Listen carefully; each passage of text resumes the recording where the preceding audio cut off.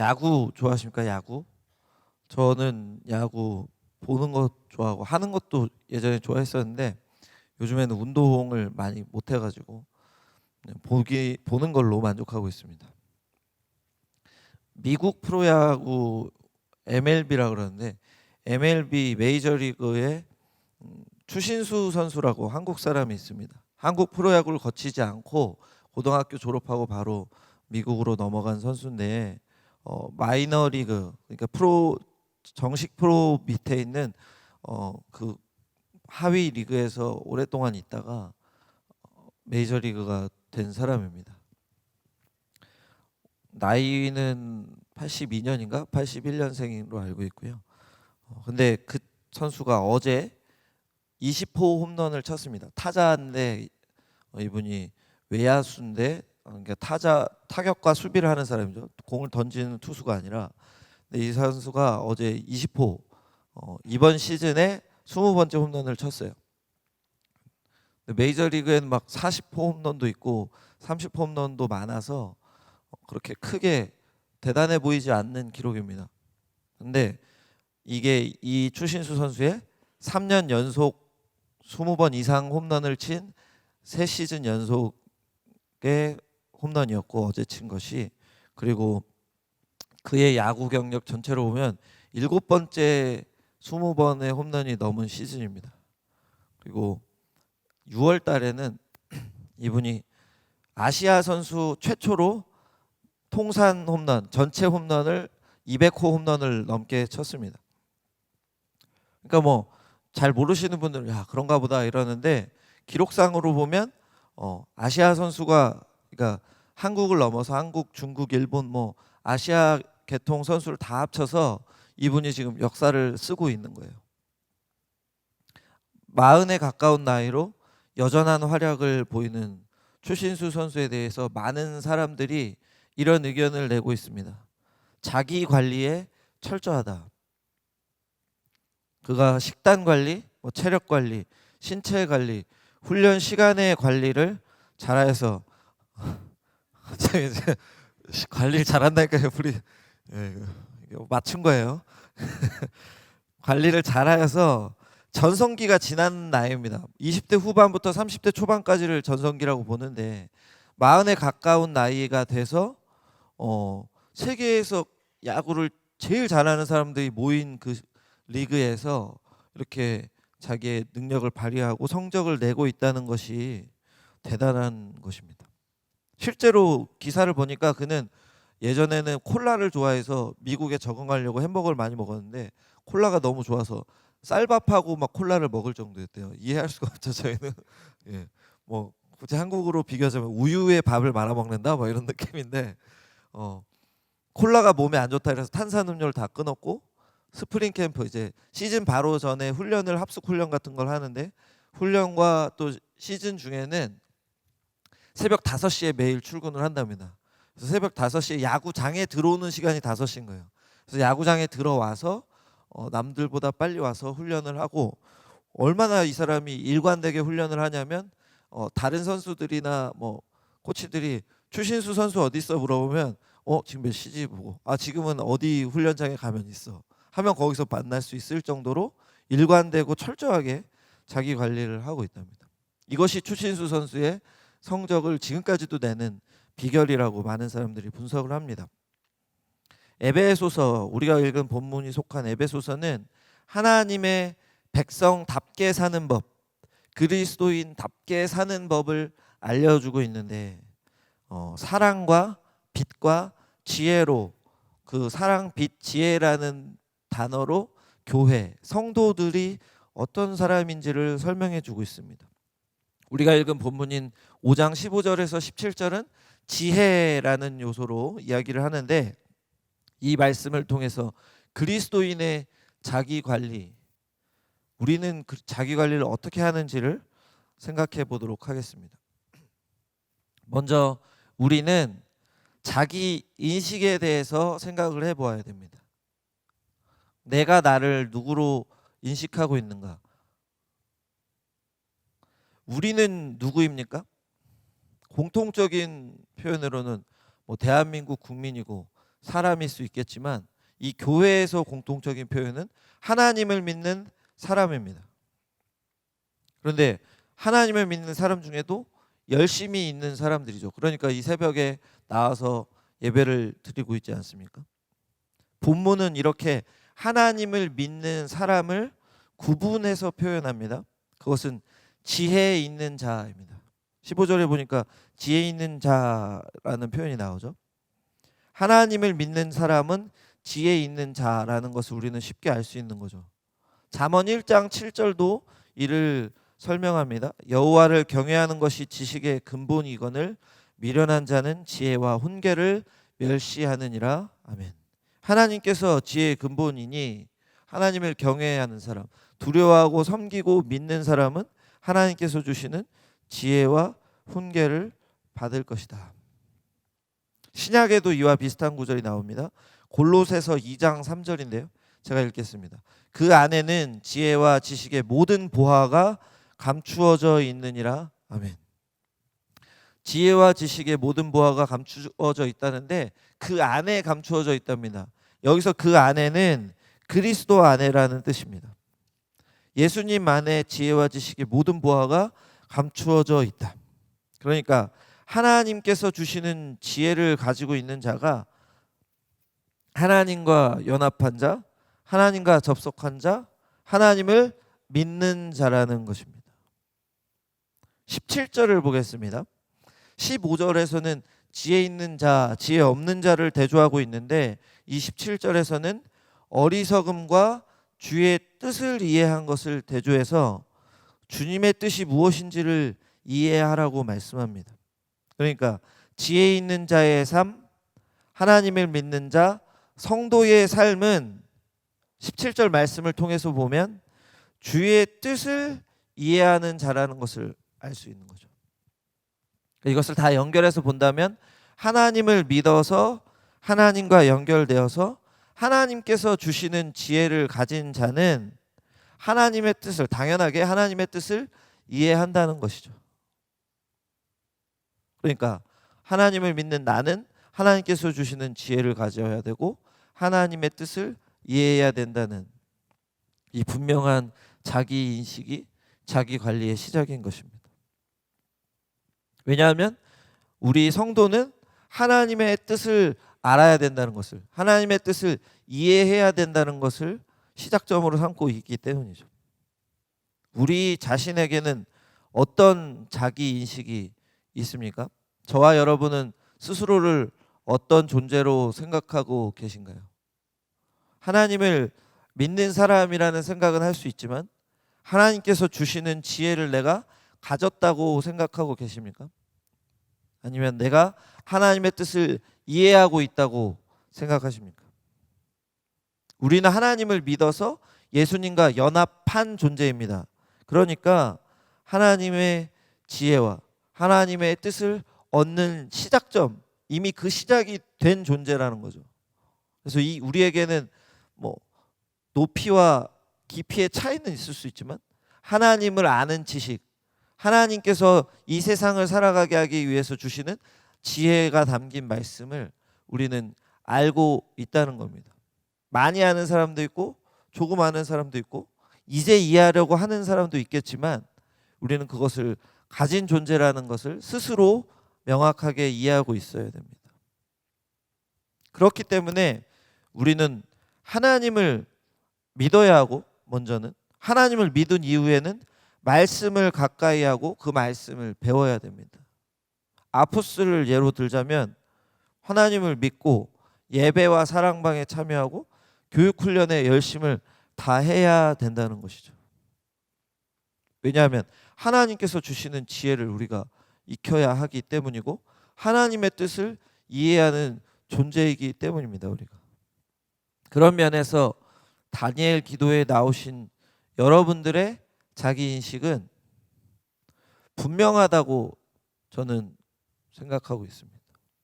하나님을 더 만나려고, 하나님의 은혜를 더 입으려고 하나님의 말씀을 사모해서 이 새벽에 나오신 것 아닙니까?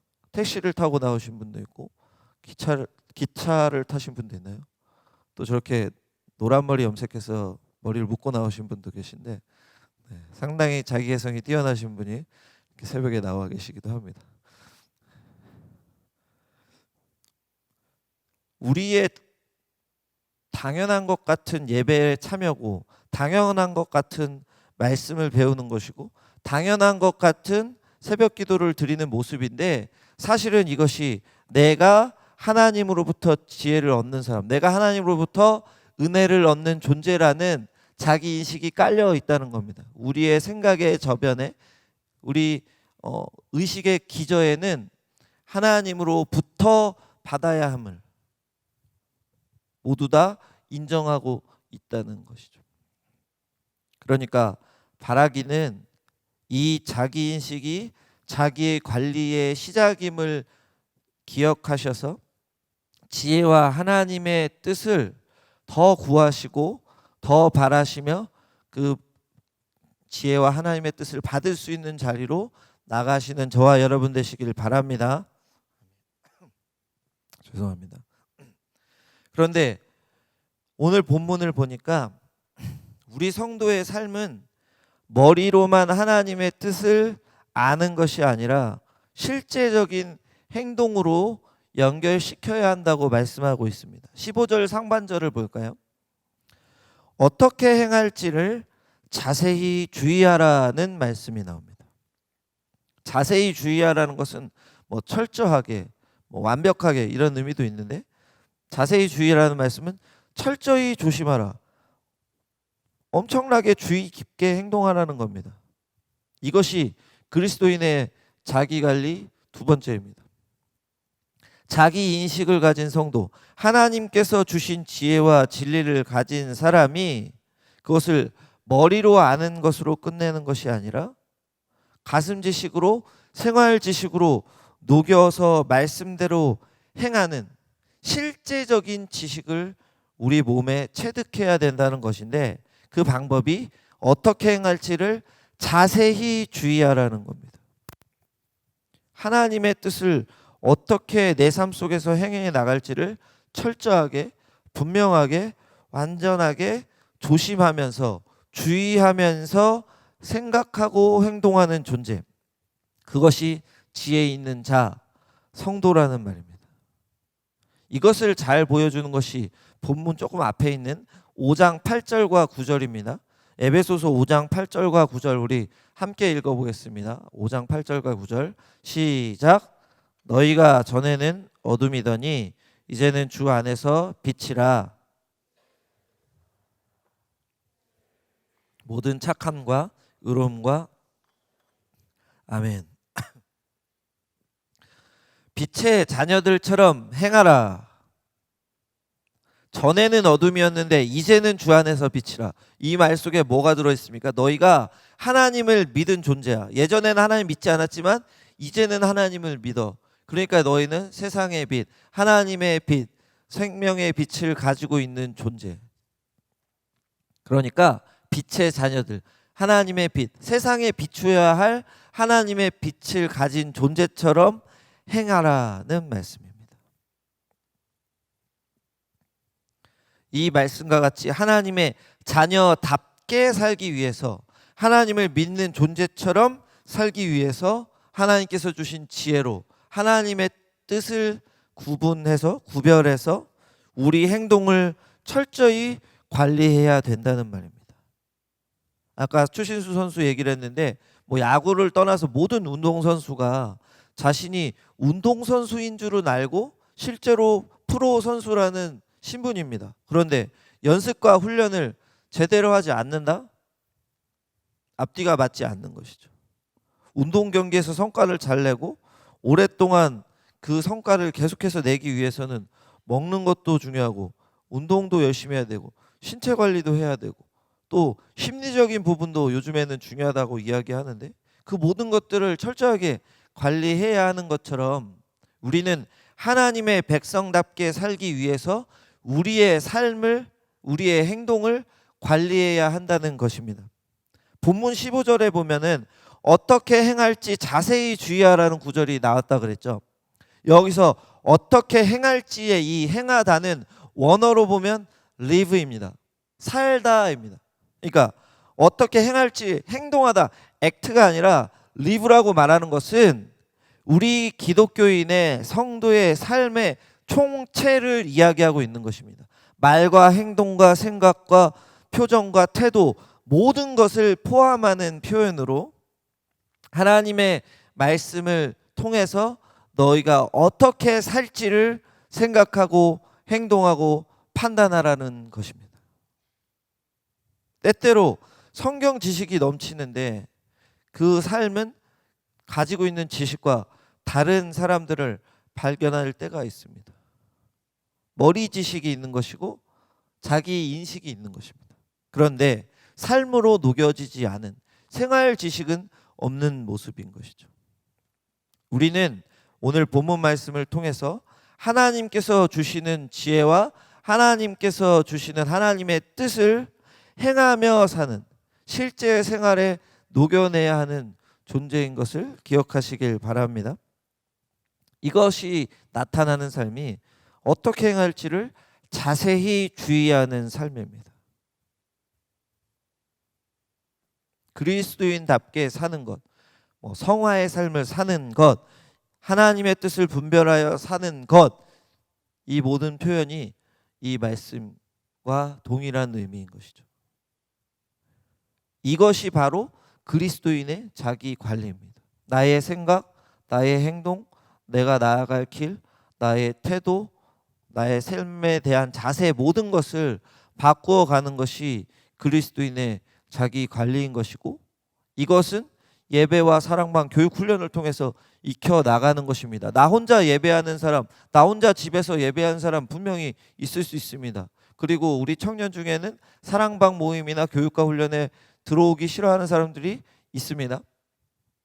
그런 분들이 자기의 삶이 쉽게 깨어질까요?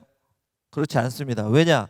내 생각이 옳고 내 태도가 맞고 나와 다른 생각을 접해본 적이 별로 없기 때문에, 남자로 치면 군대 생활이죠. 군대 생활 해보면 장난 아닙니다. 그렇죠?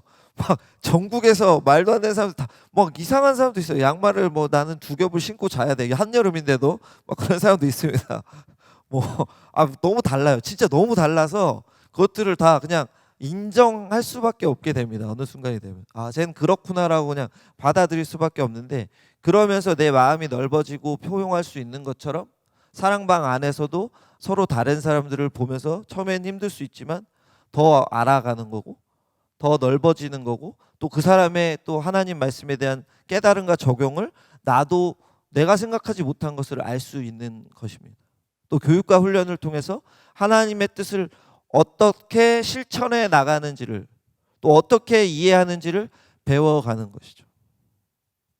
그러니까 내 뜻이 아니라, 내가 원하는 대로가 아니라 하나님께서 주신 지식을 내 삶에 녹여내는 것이 자기관리라는 것을 기억하셔서 하나님의 뜻에 자신의 삶을 맞추기 위해서 철저히 고민하는, 철저히 주의하여 자세히 고민하며 행하시는 저와 여러분 되시기를 바랍니다. 아멘. 마지막으로 생각할 것은 시간 관리입니다. 16절 읽어보겠습니다. 제가 읽습니다. 세월을 아끼라, 때가 악하니라. 아멘. 이제 이 시간 관리는 지금까지 우리가 생각한 자기 인식과 자기 관리를 어떻게 행할지를 조금 더 구체적으로 보여주는 것인데, 원어로 좀 보겠습니다. 원어로 보면 세월을 아끼라 해서 아끼라는 단어, 아낀다는 단어가 구속하다라는 뜻이 있는 단어예요. 그런데 헬라어에는 능동태, 수동태만 있는 것이 아니라 중간태라는 태가 있습니다. 죄송합니다. 빨리 지나가겠습니다. 아무튼 중간태라는 게 있어요. 그런데 중간태로 쓰였을 때 의미가 뭐냐면 기회를 얻다, 얻는다, 얻어낸다, 이런 뜻이 있어요. 그러니까 구속하다, 속량하다하고 비슷한 의미가 연결되는 겁니다. 속량이라는 게 값을 치러서 내가 이제 취하는 거잖아요. 건져내가지고 내가 갖는 거죠. 예수님께서 우리를 핏값으로 사신 거잖아요. 그것처럼 얻는 겁니다. 그런데 이 세월을 아낀다는 의미에서 이 아낀다를 중간태로 보면 최선의 활용을 해라, 기회를 얻으라는 뜻이 되는 겁니다. 그래서 세월을 얻어라. 세월을 통해 최선의 활용을 해라는 의미가 들어있는 거죠. 그런데 이 세월이라는 단어도 좀 원어로 봐야 됩니다. 죄송해요.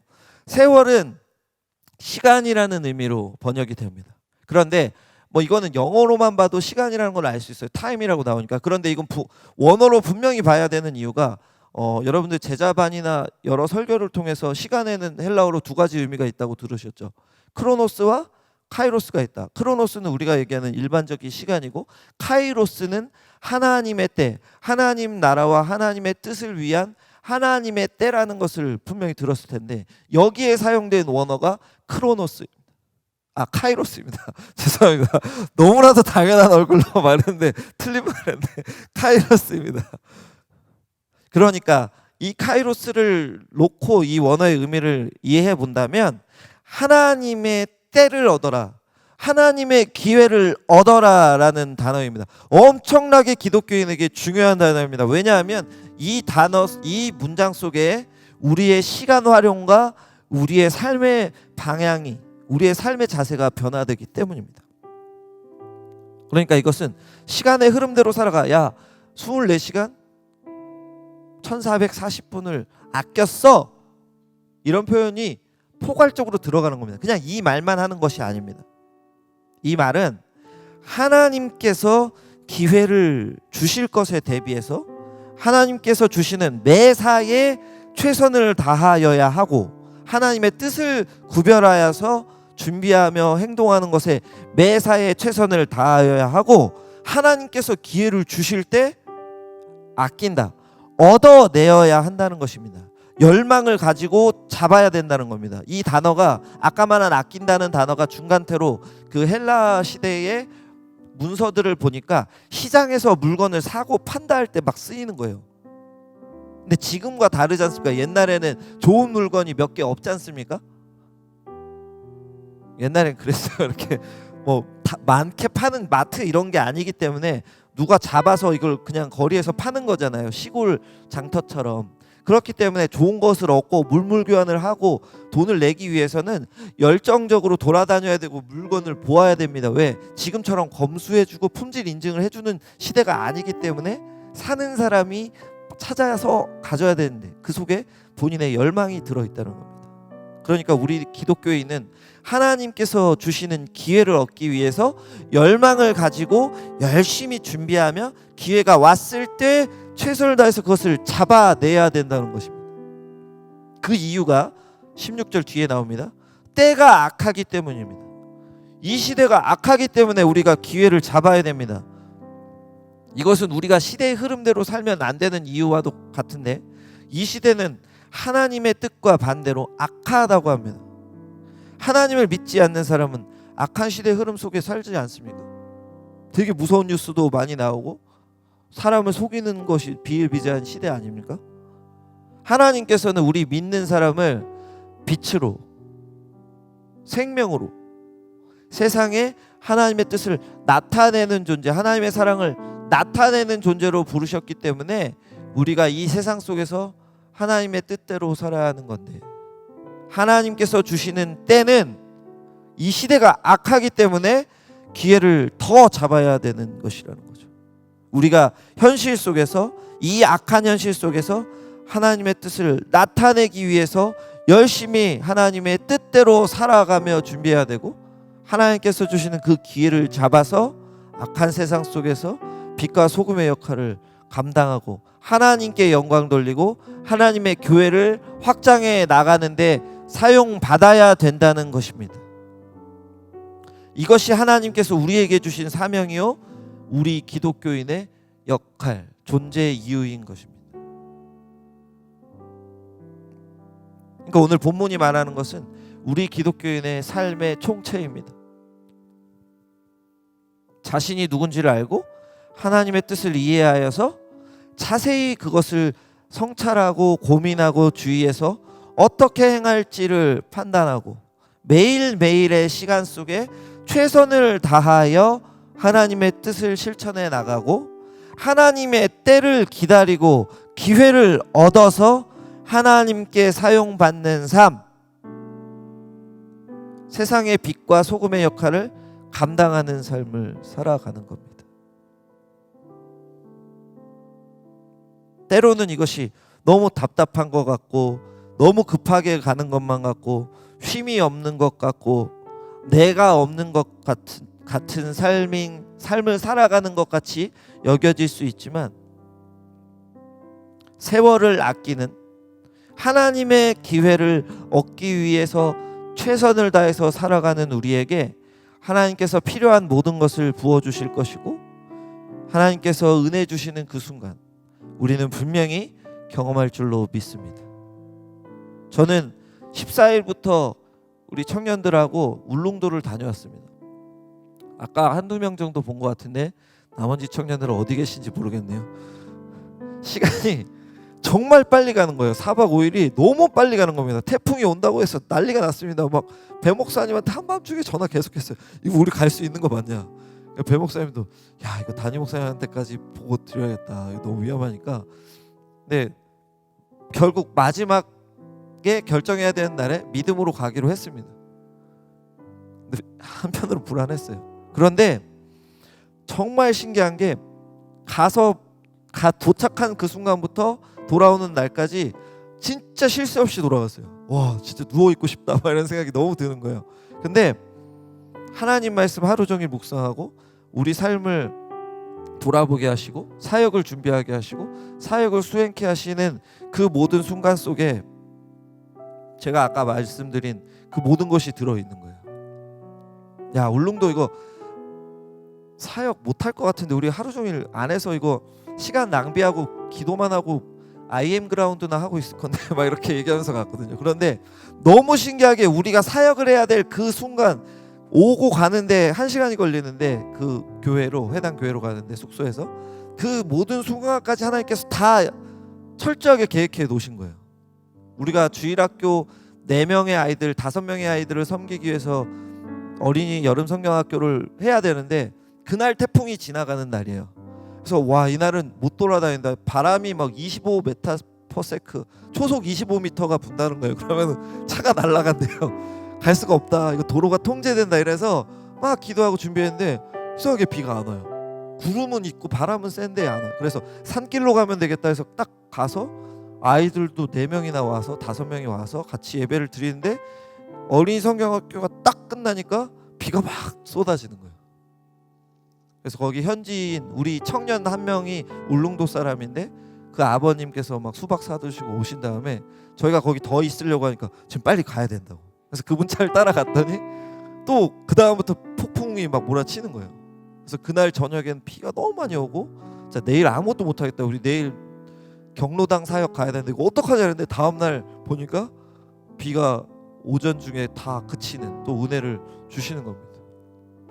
그러니까 하나님께서 사용할 시간을 주시고 우리는 그냥 기도하면서 포기하지 않고 계속 최선을 다해서 준비하고 계속 노력하고 목사님하고 소통하면서 방법을 구하니까 하나님께서 그 모든 환경과 다른 것을 다 바꿔주시는 거예요. 여기서 끝나면 재미없잖아요. 사역만 하다 왔습니다. 울릉도까지 갔는데 사역만 하다 왔습니다. 이러면 그렇잖아요. 그런데 마지막 날에 되게 화창한 날씨를 주셔서 또 그 우리 청년의 아버지 1팀 청년의 아버지를 통해서 울릉도 곳곳을 비경을 볼 수 있는 기회를 또 하나님께서 주시는 거예요. 사역을 다 하고 정말 열심히 했는데 야 이거 토요일까지 해야 되나 했는데 그 금요일날 모든 것을 끝내주신 거예요. 금요일날 노인정 잔치를 했는데 글쎄 여러분 놀라시면 안 됩니다. 교회당이 꽉 찼어요. 저희가 너무 부족하다 이렇게 서로 스스로 얘기하는 그 순간에 꽉 찰 정도로 성도들이 오셨는데 목사님께서 말씀하시기로는 작년에도 이렇게 왔다는 거예요. 그렇구나. 뭔가 이게 무슨 뜻인가 이런 얘기를 했죠. 그러니까 안 믿는 분들도 오셨고 작년에도 오셨다. 그리고 주변 교회에서 많이 오신다 이런 말씀을 하시길래 저희도 그냥 그런가 보다 이랬는데 다음날 말씀해 주시기로는 작년과 다르게 작년에는 안 믿는 분들이 한 분 오시고 나머지는 다 그 주변에 믿는 분들이 와 주신 건데 올해에는 안 믿는 분들이 13분이나 오셨다는 거예요. 그리고 그 영접 기도할 때 7명이 안 믿는 분이 손을 들었다는 겁니다. 그러니까 저희가 너무 감사하니까 토요일날 노방전도를 안 해도 되는 거예요. 원래 노방전도를 하려고 그랬는데, 그러니까 토요일날 관광을 어떻게 하게 되었고, 또 갔는데 여기 원성목 목사님 뒤에 계신데 매표소가 있어요. 돈을 내야 되는 곳이 있는데 거기에 원성 목사님 사모님의 둘째 이모를 만난 거예요. 그 매표소 직원. 아 진짜 말도 안 되지 않습니까? 그분이 대구 동신교에서 왔다 그러니까 오 우리 조카 거기 다닌다고. 신예은이라고 하냐고. 오 저희 사모님이라고. 그리고 그 신예은 사모님의 어머니가 저랑 같이 3년 동안 구치소 교도소 사역 같이 하신 집사님이거든요. 그러니까 다른 곳에 다 무료로 들어갈 수 있게 이렇게 손을 다 써주신 거예요. 이렇게 교회에서 선교 나오면 이렇게 해주는 절차가 있대요. 그것을 우리는 모르고 갔는데 그거 다 밟아주셔서 몇 군데는 공짜로 이렇게 잘 다녔습니다. 음료수도 저희는 잘 모르니까 안 챙겨갔어요. 너무 뜨거운데 그런 것도 다 이렇게 섬김을 받게 권사님들을 통해서 받게 해주셨습니다. 그러니까 돌아보니까 너무 힘들다, 너무 바쁘게 지냈어, 너무 피곤하다라고 생각을 했는데 마지막 날 기도회를 하고 이제 나오려고 하니까 다 하나님의 은혜이고 하나님께서 때를 주신 것이고 우리는 그것을 그냥 열심히 준비한 것밖에 없는데 하나님께서 사역의 열매뿐만 아니라 우리 삶에 정말 넘치는 은혜와 깨달음을 부어주셨고 또한 우리 삶에 위로와 평안과 또 대자연을 보면서 감탄할 수 있는 기회도까지 주셨다는 겁니다. 여기서 저는 매 순간이 연결되어 있으면 하나님의 기회를 얻기 위해서 노력하고 준비해야 하는 것을 다시 한번 체감하게 되었습니다. 결국 우리 삶은 지금과 달라져야 된다는 말입니다. 저와 여러분은 어떻게 시간을 보내고 계셨습니까? 낭비하진 않았습니까? 킬링 타임이라고 해서 시간을 죽인다 그러죠. 아무거나 하면서 시간을 보내진 않았습니까? 그것이 아니라면 하나님의 뜻과 상관없이 나 자신의 목표와 내 만족과 나의 뜻을 위해서 시간을 보내지는 않았습니까? 미국의 유명한 신학자 조나단 에드워즈가 이런 결심을 20살이 되기 직전에 했답니다. 한순간의 시간이라도 절대로 잃어버리지 말고 할 수 있는 가장 유익한 방법으로 이용한다. 자신의 결심이라고 써놓고 이 문장을 적었대요. 조나단 에드워즈가 말한 이 가장 유익한 방법이 우리가 나누었던 것처럼 하나님의 기회를 얻기 위한 삶을 사는 방법인 것이고 우리 성도의 시간 관리인 줄로 믿습니다. 하나님의 자녀는 하나님의 뜻과 지혜를 생각해서 매 순간의 시간을 활용하고 하나님의 뜻을 실행하는 기회, 하나님의 나라를 확장하는 기회, 하나님께 영광을 돌리기 위한 기회를 얻어내야 합니다.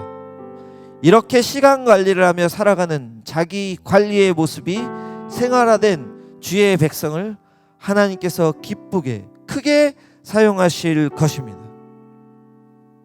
우리는 하나님의 자녀라는 자기인식이 있습니까? 하나님으로부터 지혜를 얻으며 예배와 교육과 훈련을 통해 하나님의 뜻을 배우려 하십니까? 그리고 그 배우고 익힌 지식을 내 삶에 녹여내기 위해서 생활 지식으로 바꾸기 위해서 노력하고 배우고 실천하고 순종하고 철저히 고민하며 살아가고 있습니까? 그리고 나에게 주신 시간을 하나님의 기회를 얻어야 하는 시간으로 생각해서 매일 순간순간 최선을 다하며 하나님의 때를 얻기 위해 때를 구별해서 사용받기 위해 노력하며 살고 계십니까? 이 세 가지가 그리스도인의 자기 관리입니다. 오늘 이 시간 기도할 때에 이런 분명한 자기 인식과 하나님의 뜻을 깨닫기 위한 배움, 이를 실천하는 의지와 노력, 그리고 시간 낭비가 아닌 하나님의 기회를 얻기 위한 준비와 실제 하나님의 사용을 받는 기회를 얻어내는 우리 되게 해달라고 기도하실 때에, 결단하실 때에 하나님께서 우리를 하나님 나라 위해서 사용하실 줄로 믿습니다. 그런 귀한 은혜와 축복을 얻는 저와 여러분 되시길 주님의 이름으로 축원합니다. 아멘.